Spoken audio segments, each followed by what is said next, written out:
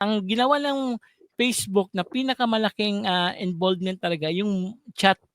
Kasi yung classmate mo noon na hindi po nakita, i-cha-chat mo na lang. Kasi ako 90s kids ako, eh. Nung 90s kasi, masaya naman tayo, eh, walang social media, eh, wala nga cellphone nun, eh. Kuwan lang, laro-laro ng text at saka Jolene, okey na nga ako nun, eh. Social media, ginawa ni Mark Zuckerberg 'yan. Naalala ko yung Facebook, 2004 yata. Kasi ang sabi ni Mark Zuckerberg sa interview niya, ang Facebook talaga is nagsimula sa Harvard lang 'yan, eh. Kumbaga gusto lang niya ma-meet yung ibang classmate niya. Ang ginawa ng Facebook na pinakamalaking, involvement talaga yung chat.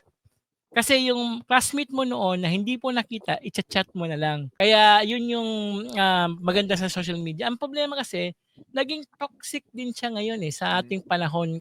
Maraming gano'n. Pero social media, malaking tulong din, eh, kasi sa napanood ko sa Jessica Soho din, KMJS, may magkapatid, 'di sila nagkita for 25 years, 30 years. Nag-reunite sila sa social media. Yung anak, nawawalan ng anak, 'di ba, ng matagal na hmm. panahon.